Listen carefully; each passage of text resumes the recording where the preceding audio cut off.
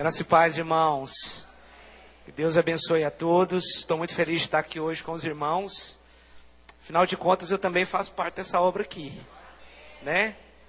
Nós somos uma só igreja, mas eu faço parte porque na inauguração da igreja nós estávamos aqui, eu estava com a minha esposa, né? Juntamente com o pastor Divino e a pastora Edilma. Naquela ocasião também foi a ordenação do Stanley, né, e da Márcia, e realmente foi uma ocasião muito especial. Então me sinto parte. O Stanley participou do encontro conosco também em Goiânia, em 2006. Conheci o Stanley através ali do Joás, e desde então nós temos uma grande amizade, onde nós temos recebido da vida deles e eles também do nosso ministério. Eu espero que hoje você seja muito abençoado com essa palavra. Eu peço que você abra o seu coração. Antes da gente entrar na palavra aqui, eu queria pedir que você fechasse seus olhos por um instante. Nós vamos orar. Amém? Pai, em nome de Jesus, eu quero colocar esse momento da palavra diante do Senhor. Que o teu Espírito Santo tenha liberdade de agir em cada coração aqui. Cada coração esteja aberto para que o céu esteja aberto. Senhor, e que cada pessoa que está aqui, que entrou por essa porta nessa noite, não saia daqui da mesma forma, mas que possa receber uma unção especial, um entendimento especial que venha da parte do Senhor, em nome de Jesus. Amém, meus irmãos? Eu queria, nessa noite, compartilhar com os irmãos a respeito de 5 aspectos da salvação. Mas eu quero fazer uma introdução, antes de entrar exatamente na palavra. Eu quero fazer aqui uma introdução, mostrando para você o que significa a palavra avivamento. Pastor, mas novo nascimento tem a ver com avivamento? É isso que eu quero mostrar para os irmãos nessa noite. Eu sei que essa palavra avivamento é uma palavra muito comum no nosso meio. Falamos muito de avivamento. Nós precisamos ter um povo avivado, né? Precisamos ter uma igreja avivada. E quando nós falamos de avivamento, não sei se você sabe, mas essa palavra não existe na Bíblia. A palavra avivamento, você não encontra ela na Bíblia. Você vai encontrar a palavra novo nascimento, que é a mesma palavra. Então, o que é avivamento? Avivamento não é movimento. Avivamento é novo nascimento. Diga comigo: avivamento não é movimento. Avivamento é novo nascimento. Então, qualquer igreja onde as pessoas estão nascendo de novo, que está avançando, que está crescendo, que está conquistando as nações, ela está passando por um avivamento. Os irmãos estão entendendo? Talvez você pense o seguinte: avivamento é a gente gritar na hora do culto. Avivamento é na hora que alguém está cantando, eu estou lá caindo. Eu caio para frente, eu caio para trás.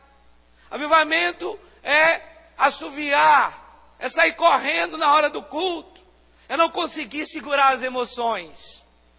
Talvez você pense que é isso.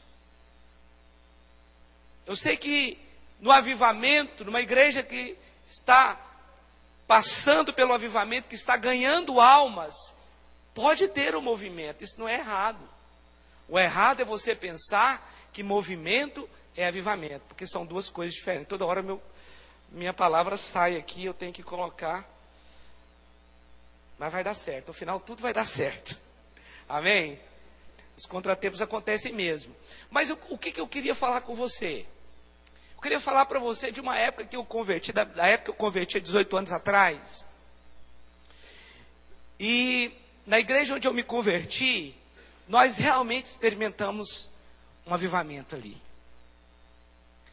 Pessoas de Deus, pastores de Deus, líderes de Deus, jovens de Deus.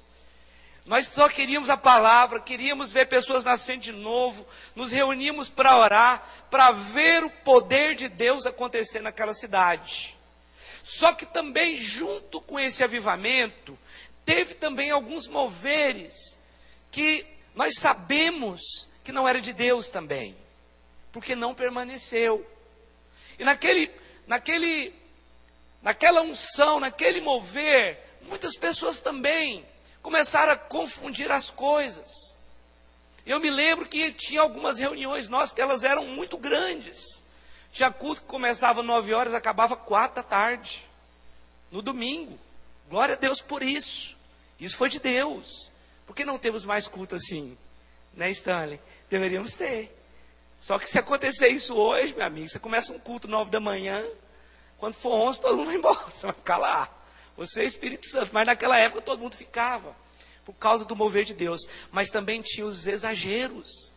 Na minha época tinha vários tipos de unção. Começou a unção de tudo quanto é tipo de animal que você puder imaginar. Era a unção do boi selvagem. Era a unção do leão.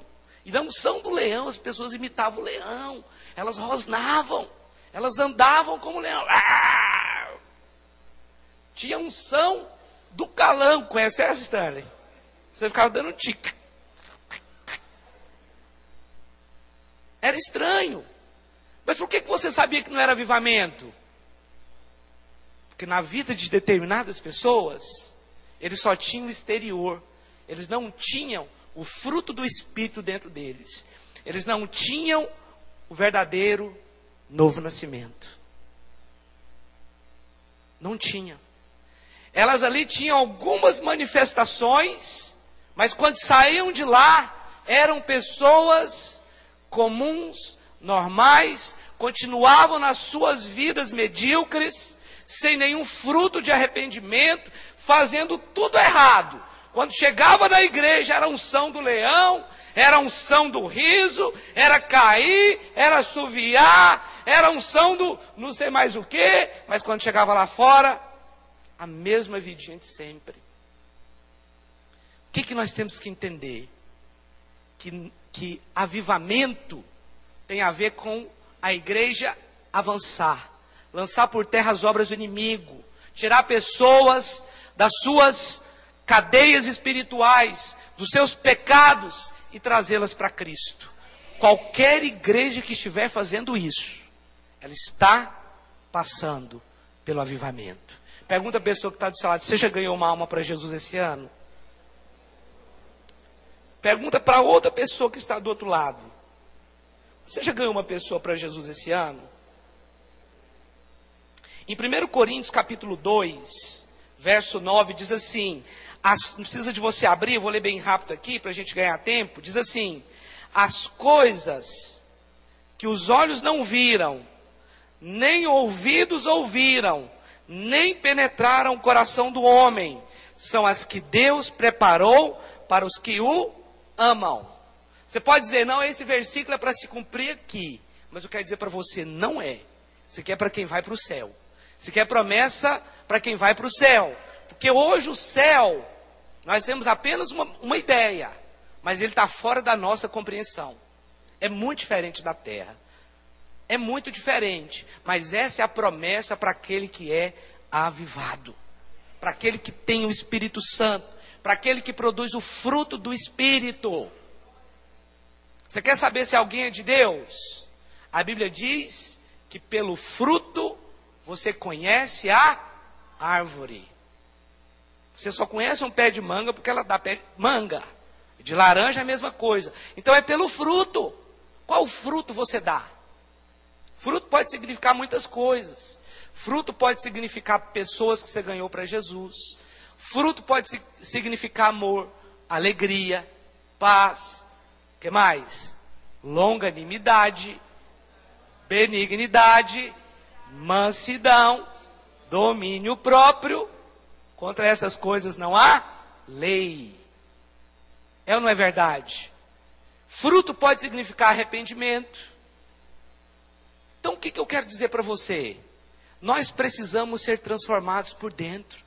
Mas você precisa, em primeiro lugar, saber o que de fato acontece quando somos avivados. Isto é, quando nascemos de novo.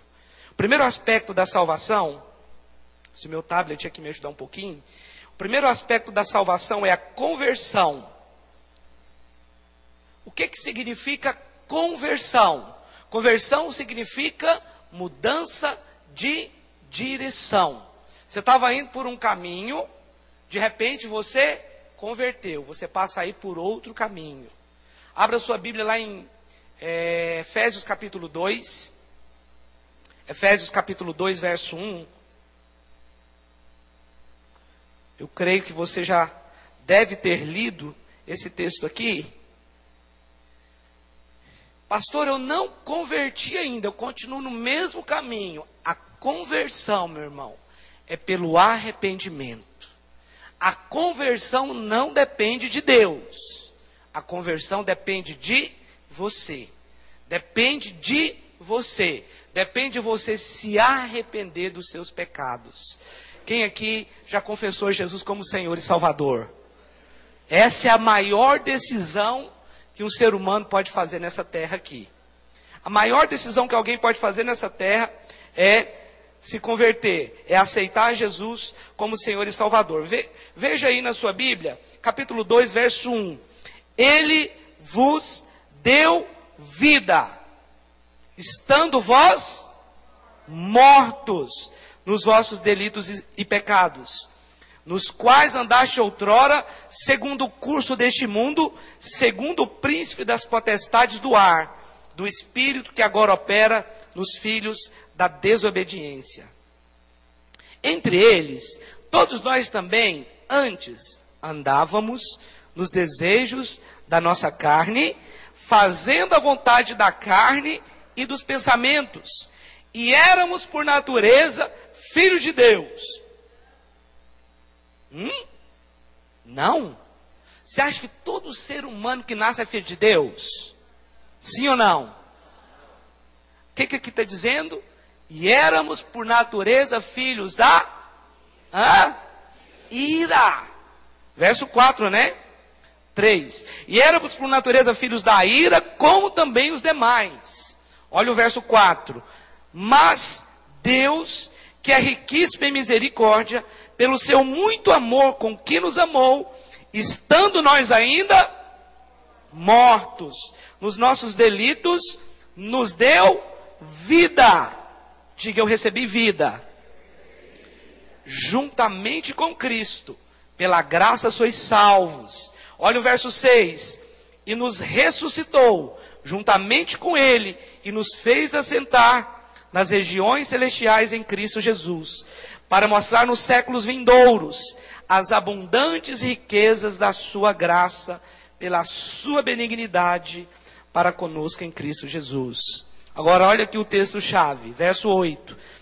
Pois é pela graça que sois salvos, por meio da fé. Diga comigo, pela graça eu sou salvo, por meio da fé. Então levanta a mão, se você é salvo, levanta a mão. Deixa eu ver aqui. Se alguém não levantou a mão, vou chamar aqui agora, vou fazer um apelo para você levantar. Pode baixar sua mão agora. A Bíblia diz que nós somos salvos pelo favor imerecido de Deus, mas é pela fé, pela graça por meio da fé. Ou seja, você e eu precisamos acreditar que tudo que Jesus fez na cruz foi suficiente para nos salvar. Não adianta você tentar fazer nada para ser salvo. A salvação não é pelo mérito. A salvação não é pelas obras. Por mais que você seja bom, por mais que uma pessoa na terra seja boa, se ela não nascer de novo, ela não pode entrar no reino de Deus. Ela não pode ver o reino de Deus. Você pode fazer as melhores obras. Você pode ajudar a instituição de caridade. Você pode fazer tudo. Você precisa se arrepender e reconhecer que ninguém pode ser salvo pelos seus méritos. Nós somos salvos pelo sangue de Jesus que foi derramado por nós. Lá no céu, meus irmãos, ninguém vai poder se gabar. Olha, eu estou aqui no céu, cheguei aqui. Ah, mas na terra eu era uma pessoa muito boa, fazia caridades, né? Eu era pastor, eu pregava, as pessoas choravam quando eu pregava. Não. Ninguém vai poder chegar no céu e desmerecer a obra da cruz. Quando chegarmos no céu, meus irmãos, nós vamos ajoelhar aos pés de Jesus, jogar nossas coroas a Ele, falar: Senhor, é por sua causa que eu estou aqui. Eu não merecia, mas o Senhor morreu por mim. Eu sei que essa ideia de salvação ela é loucura para o mundo, mas a Bíblia diz que a palavra da cruz é loucura para os que perecem. A pessoa fala: o cara errou a vida inteira, aí ele converteu no último dia, é salvo. É o que a Bíblia diz. O que nós podemos fazer se o nosso Deus é amoroso? O que nós podemos fazer se Ele é misericordioso, gracioso e Ele quer salvar? Não é isso que diz lá em 1 Timóteo 2,4? Deus deseja que todos os homens sejam salvos e cheguem ao conhecimento da verdade. Esse é o nosso Deus. Esse é o caráter do nosso Deus. Veja o verso 9 agora. Não das obras, para que ninguém se glorie. Aqui está dizendo que ninguém pode ser salvo por ser bom, por fazer boas obras. Então fala assim: eu não sou salvo pelas obras. Mas veja bem, você não é salvo pelas obras. O ladrão que morreu ao lado de Jesus lá, um deles, foi condenado porque não creu. Mas o outro, primeiro, reconheceu que era pecador e merecedor da morte na cruz. Você já reconheceu que você é merecedor da morte? Ele reconheceu que Jesus era Senhor, porque ele chamou Jesus de Senhor. Terceiro ponto, ele reconheceu que Jesus tinha um reino. E quarto ponto, ele não pediu nada temporal para Jesus, como o primeiro fez. O primeiro ladrão zombou e falou assim: se tu és o Cristo, salva a ti mesmo e a nós. Ele estava falando de coisas temporárias. Eu sei que há cristãos que se relacionam com Deus apenas dessa forma, eles querem receber tudo aqui. Toma cuidado com isso. Sei que aquele ladrão não era cristão, mas a Bíblia diz que o segundo, ele só disse assim: lembra-te de mim quando entrares no teu reino. Um falava de coisas temporais, enquanto que o outro falava de coisas eternas. Lembra-te de mim, Senhor, quando entrares no teu reino. O que Jesus disse para ele? Não pode salvar. Você nunca fez coisas boas, você nunca ajudou nenhuma instituição de caridade, você sempre foi malandro. Jesus não fez isso. Jesus disse para ele: ainda hoje estarás comigo no meu reino, paraíso. Posso ouvir um amém? Amém. Isso fala do nosso Deus, do caráter salvador de Deus. Agora, veja a sua Bíblia aí. Pois somos feitura sua, criados em Cristo Jesus para as boas obras, as quais Deus preparou para que andássemos nela. Essa palavra, no versículo 10, somos feitura sua, ela pode ser melhor traduzido para: somos a obra-prima de Deus. Somos a obra-prima de Deus, criados em Cristo Jesus para as boas obras. O que significa? Se você nasceu de novo, você vai frutificar. Se você nasceu de novo, você nasceu para as boas obras. Aí você vai, agora eu quero que você repita comigo: eu não sou salvo pelas obras, eu sou salvo para as boas obras. Ah, pastor, eu já nasci de novo, eu não preciso fazer nada. É verdade. Salvação não depende de você fazer nada. Mas aqui diz que há um propósito na sua vida em nascer de novo. Você fazer boas obras. É impossível alguém que recebeu a Jesus que vai ficar calado. Irmãos, desde que eu nasci de novo, eu anuncio o Evangelho. Aonde eu estou, eu prego. Pastor, mas eu não tenho oportunidade de pregar. Quem disse isso para você? Você tem um emprego? Quantos aqui tem um emprego aqui? Quantos aqui trabalham? Pois é, lá é o seu campo missionário. Prega lá. Deus te colocou lá, é o seu campo missionário. É lá que você tem que ganhar almas. Você tem uma família, você tem um campo missionário, prega para eles. Eu não sou salvo pelas obras, mas para as boas obras. Também é errado ser um crente apenas domingueiro, de domingo à noite, que apenas recebe. Irmãos, o Espírito Santo de Deus está em nós. O poder de Deus está em nós. Ele está em você. O poder criador do universo. É pouco. Será que você não tem poder para orar com alguém que está passando por uma enfermidade? Ou orar por alguém que reclamou de alguma situação para você? Ore, libera a palavra de Deus. O Espírito Santo está em você. Seja ousado. Não, pastor, eu não tenho chamado para ganhar uma vida para Jesus. Eu não tenho chamado, não. Chamado é só para quem tem talento. É só para o Rodrigo que canta bem. É só para o pastor Stanley que canta bem.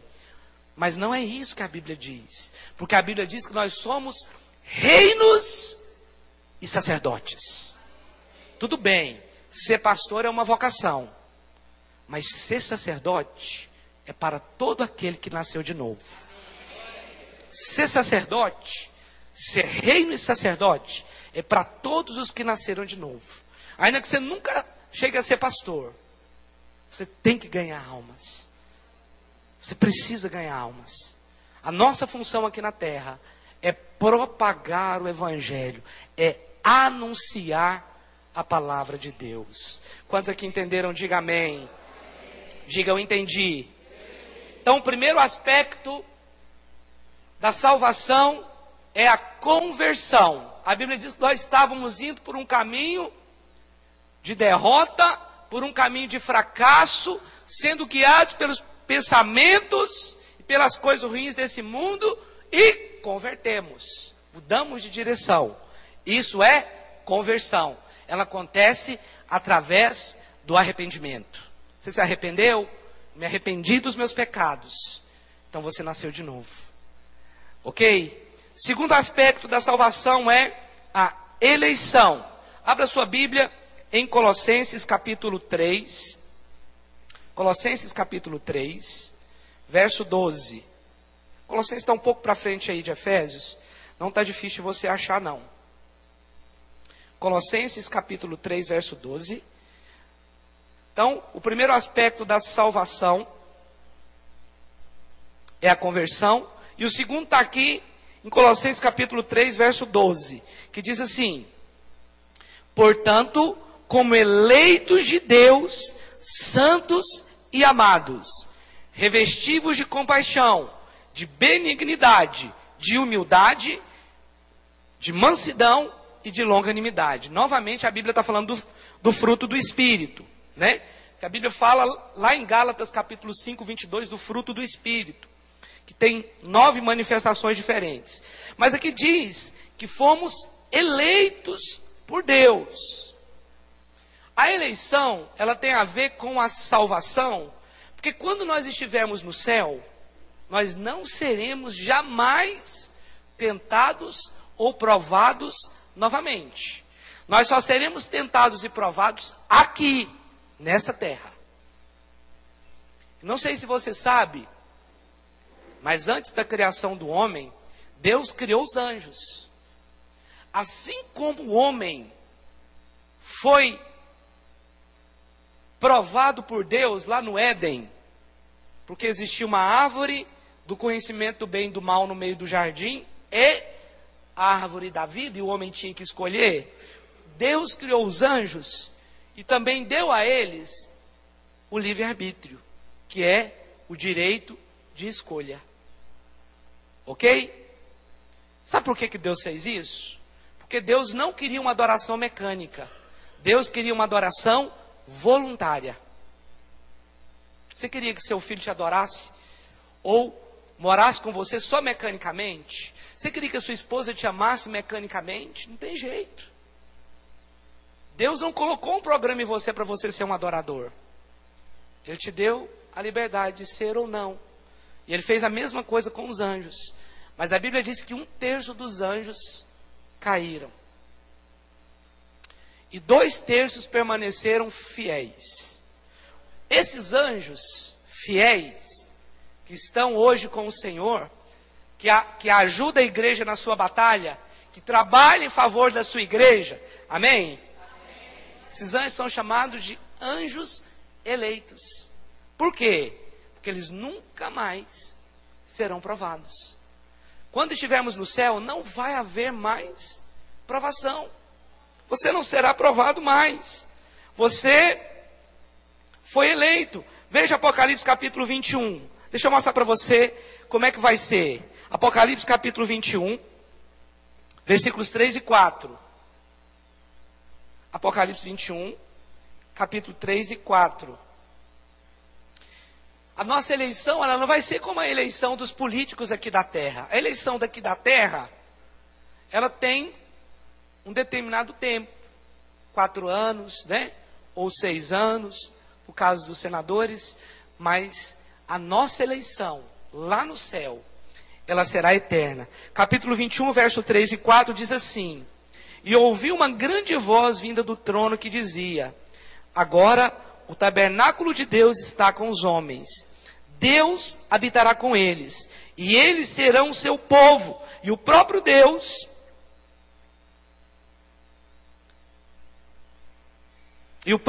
estará com eles, e será o seu Deus. Verso 4: Deus enxugará de seus olhos toda lágrima, não haverá mais morte. Diga amém. Nem pranto, nem clamor, nem dor, pois já as primeiras coisas são passadas. A promessa de Deus para nós é que nós não seremos mais tentados, provados ou experimentados. Isto é eleição. Isso é um dos aspectos da salvação. Quando você se converteu, você também recebeu o dom da eleição. É verdade, enquanto estivermos na terra, não podemos considerar como eleitos. Mas no céu, quem estiver no céu, quando a igreja chegar no céu, ela não será jamais provada. Ela não será jamais tentada. Porque a Bíblia diz que lá no céu, nós vamos receber um corpo semelhante ao corpo de Cristo. Um corpo incorruptível. Um corpo incorruptível não está sujeito mais ao pecado. O corpo incorruptível é o mesmo corpo que Jesus tem hoje. Quando Jesus ressuscitou e veio à terra, não sei se vocês se recordam dessa passagem, mas os discípulos estavam todos reunidos numa sala. De repente Jesus atravessou a parede. Não foi assim? Mas sabe o que é interessante? Jesus não precisava comer, mas ele comeu. Ele comeu, não porque necessitava de comer. Sabe quando você termina de comer aquela comida gostosa, que você come lá no almoço, um salmão, com molho de maracujá? É gostoso demais, você come muito. Mas mesmo assim vem uma sobremesa, você não precisa da sobremesa, nem com fome você está. Mas você come a sobremesa também? Sobremesa de abacaxi com iogurte, é isso mesmo? Leite condensado. Você não comeu porque você precisava, você comeu por prazer. Não é? A sobremesa não é assim? Sim ou não? Lá no céu nós vamos comer também. Vai ser por prazer, não por necessidade. Você vai ter sua personalidade lá. Isso é bom, é ou não é? Lá no céu vai ter todo tipo de fruta. Vai ter tudo lá. Tudo que nós precisamos vai ter lá. Tudo que nós queremos vai ter lá também. Se aqui você gosta mais de banana do que de maçã, lá você vai comer banana. O terceiro aspecto da salvação é a regeneração. Diga comigo, regeneração. Abra sua Bíblia em 1 Pedro, capítulo 1. 1 Pedro, capítulo 1, volta um pouquinho aí. Está um pouco antes aí de Apocalipse. 1 Pedro, capítulo 1, verso 13.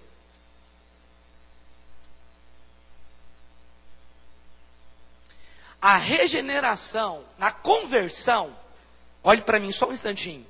A conversão tem a ver totalmente com a sua decisão aqui. Porque aquilo que Deus tinha que fazer, que era morrer na cruz, Ele já fez. Então a conversão dependeu de você. Mas a regeneração, ela é uma obra totalmente do Espírito Santo. Totalmente do Espírito Santo. Porque o que é regeneração? Regeneração é ser gerado de novo. Também está falando do novo nascimento. Volta lá para o começo, quando eu falei do avivamento. Olha só, 1 Pedro capítulo 1, verso 3. Bendito seja o Deus e Pai do nosso Senhor Jesus Cristo, que segundo a sua grande misericórdia, nos gerou de novo. Amém? Para uma viva esperança, pela ressurreição de Jesus Cristo dentre os mortos, para uma herança incorruptível, incontaminável, imarcessível, guardada onde? Na terra, irmãos. Então a promessa aqui é que ela está guardada nos céus para nós. Então quando eu nasci de novo, imediatamente eu fui regenerado. Ou seja, eu fui gerado de novo. Pastor, explica melhor isso.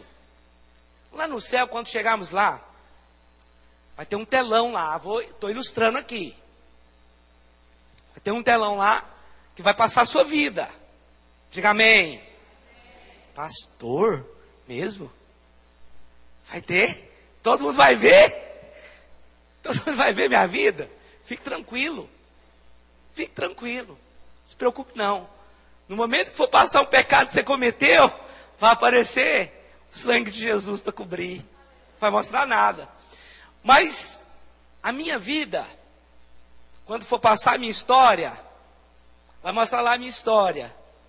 O dia que eu nasci, 1º de junho de 1997. Passou, você tem só 18 anos? No céu é. No céu só. É essa a história que vai passar. Uai, o restante? Uai, eu vou lá saber? Eu nasci de novo. Eu fui regenerado. Eu tenho uma nova vida. 2 Coríntios 5,17. E aquele que está em Cristo, as coisas velhas já. E eis que tudo se fez novo. Como é que eu sou uma nova criatura e lá no céu vai passar a minha história antiga do velho homem? Eu sou nova criatura. Eu só tenho 18 anos. Olha que bênção. 20 foi para a conta. Até os 20 não tem nada lá no céu. Quando você pergunta, mas cadê o resto da minha vida? Que vida? Você foi gerar de novo. Você é uma nova criatura. Irmãos, isso é tão tremendo. Lembra daquele texto lá do cego, quando ele teve um encontro com Jesus e foi curado? Jesus mandou ele ir até o tanque de Siloé e se lavar. Quando ele voltou, a Bíblia diz que ele voltou vendo. Mas o mais interessante é que as pessoas já não conseguiam mais reconhecê-lo. Perguntavam, peraí, esse aqui não é aquele cego? A Bíblia diz assim, que uns diziam que era ele. E outros diziam, não, não é ele, apenas parece com ele. E outros diziam, não, mas é ele. Ficou aquela confusão, aquela dúvida. Por quê? Porque quando somos regenerados, ou seja, quando somos gerados de novo, quando nascemos de novo, nós somos transformados à imagem de Cristo. Você fica parecido com Cristo. Aquele cego, que na verdade também nos representa, porque também nós éramos cegos. Antes de Cristo você não era cego? Espiritualmente você era. Antes de Cristo você também não era mendigo? Era. Você também não era sujo, maltrapilho? Sim, era o caso daquele cego. Mas quando ele passou a enxergar, que ele olhou, sujo, maltrapilho, ele se trocou, ele se lavou. Tanto é que as pessoas olhavam para ele, peraí, é ou não é? Ué, mas não é aquele fulano que bebia, que fazia farra? Ué, mas ele está diferente. Por que ele está diferente? O que aconteceu com o fulano? Ele era cheio de farra, ficava com todo mundo, bebia todas, usava droga, já até foi preso. Agora está parecendo um cordeirinho, ele fala comigo, gera uma paz. Foi gerado de novo. Pastor, a pior pessoa desse mundo pode nascer de novo? Pode. Se ela se arrepender, pode. É fácil? Não. É difícil. É muito difícil. Quando a pessoa não quer, evidentemente. Mas qualquer pessoa que se arrepender, ela pode ser coberta pelo sangue de Jesus. Sei que talvez isso é difícil você ouvir, porque algumas pessoas, pela nossa justiça própria, nós queremos que ela se dê mal, que ela morra. Não, pastor, nunca pensei isso em ninguém. Pensou. Eu já pensei. Tem bandido que eu penso, esse aí merecia morrer. A única sorte que ele teve é que eu não sou Deus. Porque se eu fosse, ele já estava na conta. É ou não é? Lá no presídio, em Goiânia, o pastor Luiz foi ministrar lá. Terminou a palavra, ele fez um apelo. E aí, foi uma senhora lá, e se converteu. Tudo normal, algumas pessoas vieram, junto com essas pessoas uma senhora, até aí tudo bem. Quando terminou o culto, alguém chegou nele e falou, pastor, você sabe quem é aquela mulher? Não, não sei. Aquela mulher é uma feiticeira, pastor. O senhor se lembra dela? Não, passou no jornal. Ela matava crianças e fazia sacrifício. E aí, você continuou com a mesma ideia de que o sangue de Jesus é capaz de salvar essa pessoa? Chocante, não é? Mas é capaz. Ela pode nascer de novo. Jesus morreu por ela também, meus irmãos. Ela merecia a morte, pastor. Eu e você também. Nós não somos melhores do que ela. Ah, não, pastor, mas sou melhor. Não. Jesus morreu por você na cruz. Foi você que matou Jesus. Foram os romanos, não. Nem os judeus. Fui eu. Foi você. Foi aquela mulher. Os nossos pecados levaram Jesus para a cruz. Você entendeu? O sangue de Jesus é capaz de regenerar qualquer pessoa que se arrependa. Então acredite na salvação das pessoas. Seja crente. Nós precisamos crer. Quando eu ainda era novo convertido, não sabia pregar, eu mal sabia orar. Mas eu tinha o meu trabalho, eu trabalhava e ali eu ganhava, eu pregava do jeito que eu sabia. E quando ia jogar futebol, antes de começar o jogo, eu reunia com eles. Fazia, porque o vestiário onde você vai jogar ali é muito místico. Tudo muito místico. Eles faziam as orações, mas eu também fazia as minhas. Eu orava e pregava. E algumas pessoas eu comecei a levar para a igreja. E levei várias pessoas que foram, mas ninguém permaneceu. Ninguém, mas eu levei muitas. Foram em culto, foram em célula, foram em reuniões. Alguns aceitaram Jesus e desviaram. E aquilo talvez causou uma certa frustração para mim. Porque eu era tão faminto por Deus, eu queria ver todo mundo tendo o que eu tinha, aquela alegria, aquela paz, aquela felicidade. Mas eles não se importaram. Me mudei de São Luís de Montes Belos. Passou 1 ano, 2 anos, as pessoas começaram a me ligar, aqueles mesmos garotos, que eram adolescentes, a quem eu semeei a palavra. Ligavam, converti. Estou te ligando para falar que eu converti. Aí ligava ao outro, Rubim, agora eu sou crente, vou me casar. Agora eu nasci de novo. Agora recentemente, dezenas, irmãos. Recentemente, um desses irmãos, ele tinha 12 anos nessa época, hoje ele está com 20 e poucos anos, se casou também. Ele colocou uma mensagem lá a respeito do casamento dele, e eu escrevi uma mensagem para ele. Eu tenho uma pedrinha nessa coroa. E ele falou assim, ô pai, eu estou com saudade de você.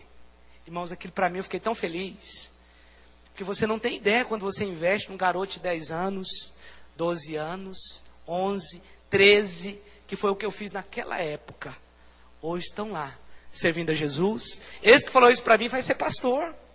Imagina, eu ganhei um garoto, um menino, que agora vai ser pastor.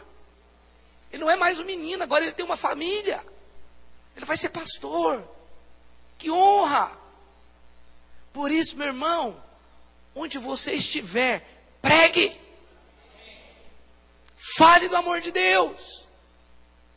Ainda que talvez você vai pensar, porque naquela época eu pensava assim, não, eles são tão jovens, ainda tem uma caminhada tão grande pela frente.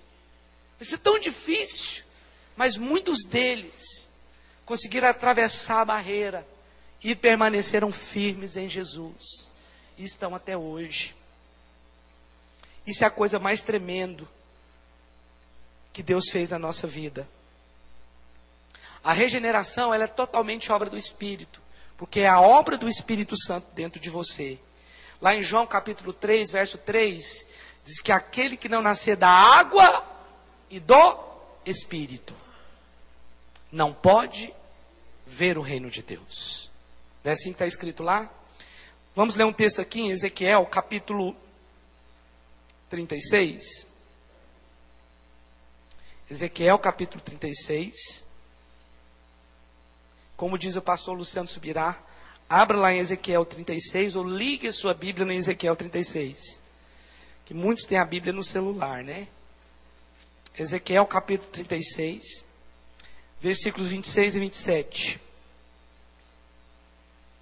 Olha o que os profetas, porque, eu não sei se você sabe, mas os profetas do Antigo Testamento, eles sabiam que um dia o Espírito Santo que habitava apenas em algumas pessoas, em alguns momentos apenas, ele não morava lá dentro, viria para habitar e morar dentro do coração dos homens. Mas a Bíblia diz que eles ficavam ansiosos por saber como seria e quem seriam os privilegiados. Diga eu.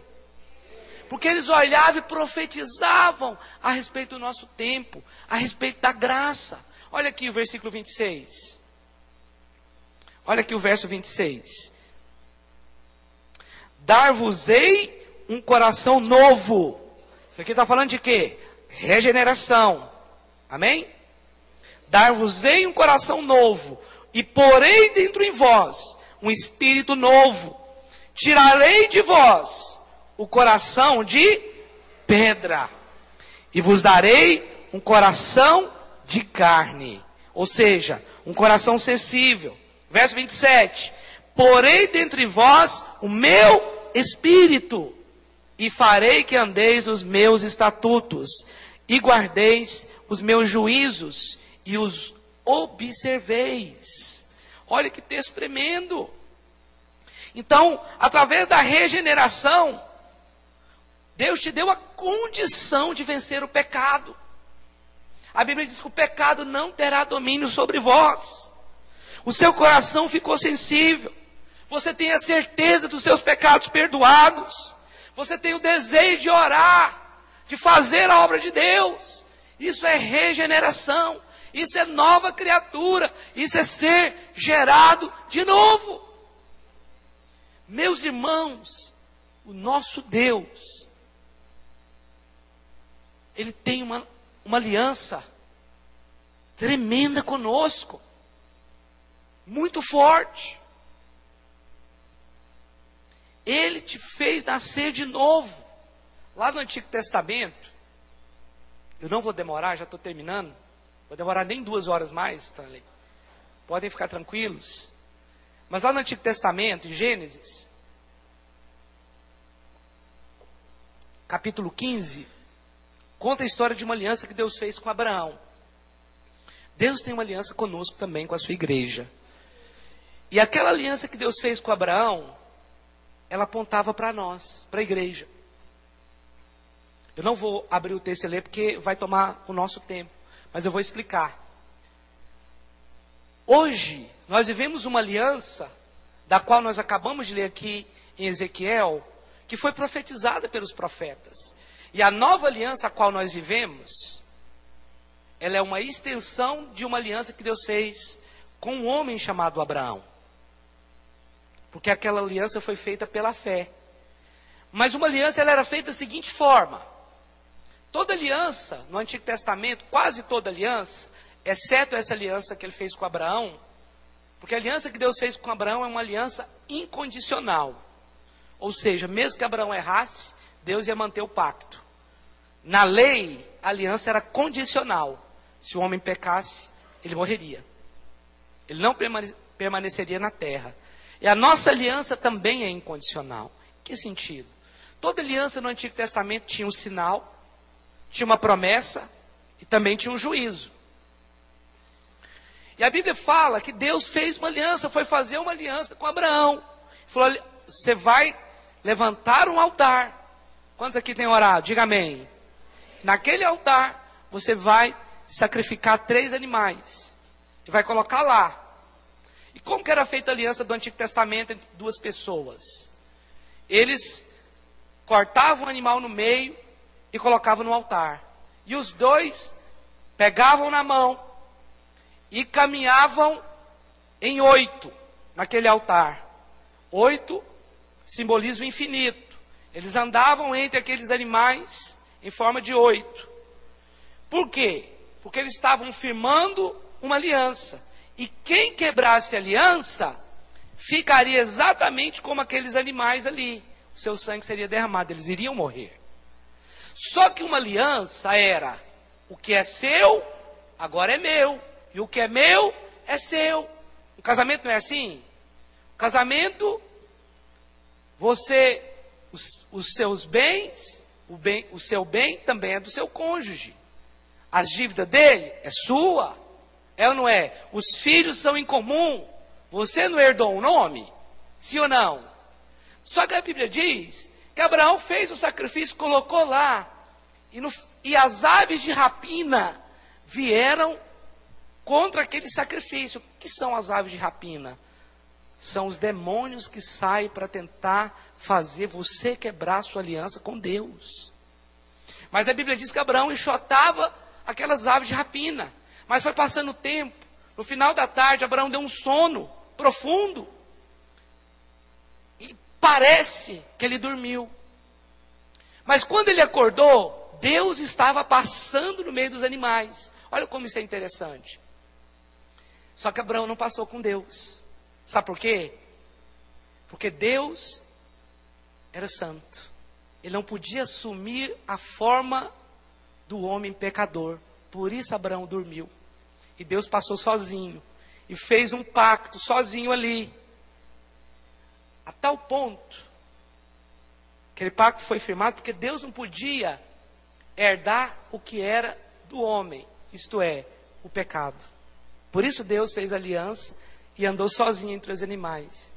Mas a Bíblia fala que Deus passou a se chamar o Deus de Abraão.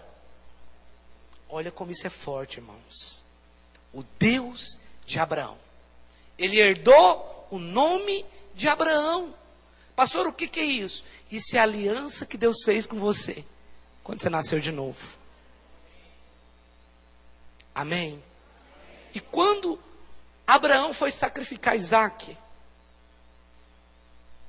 a Bíblia diz que no momento que ele foi sacrificar Isaac, está lá em João, capítulo 8, verso 56, ele teve uma visão de um descendente de Isaac na cruz. Ele viu Jesus sendo crucificado, porque o próprio Jesus disse isso. Jesus falou assim: Abraão viu o meu dia. Que dia? O dia que ele ia morrer na cruz. Abraão viu o meu dia e se exultou e se alegrou. Aliança de Deus com Abraão. Nós fazemos parte dessa aliança também, porque aquela aliança foi feita pela fé, e é pela fé que você é salvo. A aliança que vivemos hoje, a nova aliança, ela é muito superior a qualquer outra aliança que já existiu. Mas ela é a continuação da aliança que Deus fez com Abraão, porque a Bíblia diz que nós somos filhos de Abraão pela fé. Vou falar rapidamente dos outros 2 pontos aqui, irmãos. Realmente eu estou terminando.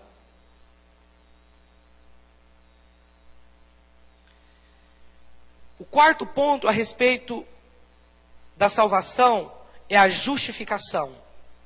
Romanos capítulo 3, abre Romanos capítulo 3, verso 21.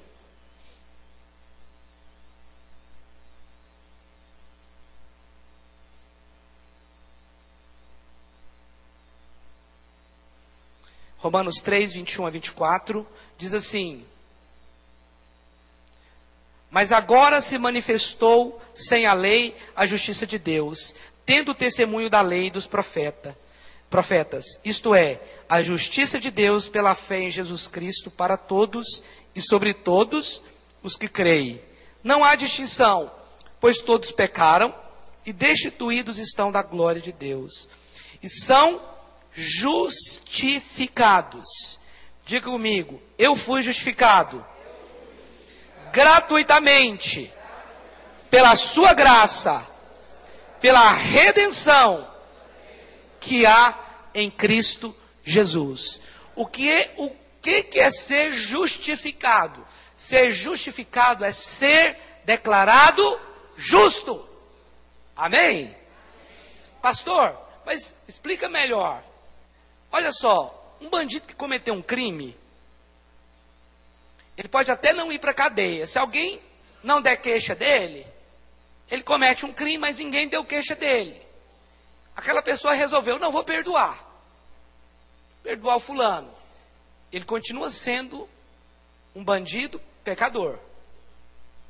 Isso é diferente de ser declarado justo. Porque a Bíblia diz que Deus te declarou justo. Deus te declarou justo. Alguém assistiu aqui aquele filme As Crônicas de Nárnia? Aquele livro ele foi escrito por C.S. Lewis, um escritor cristão, que já faleceu há muitos anos, mas um homem de Deus que influenciou a sua geração.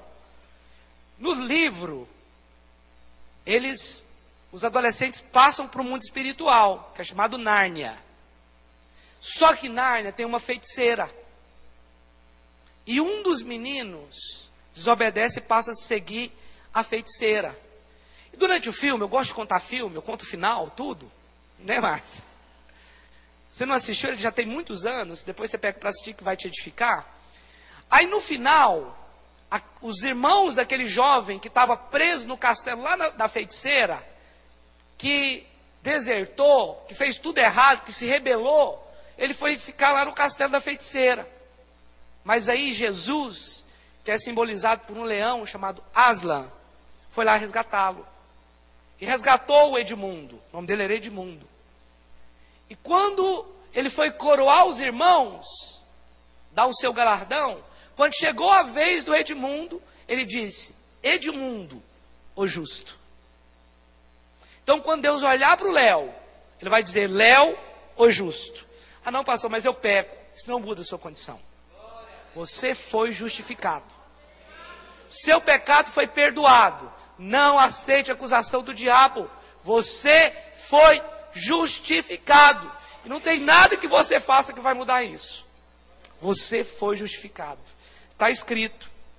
E último ponto.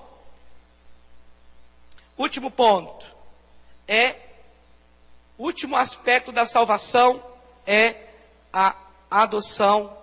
Gálatas capítulo 3, versículo 26. Abre lá em Gálatas. Queria pedir que teclado aqui, alguém estivesse tocando o teclado aqui para mim, por favor, ou o violão. Gálatas capítulo 3, verso 26.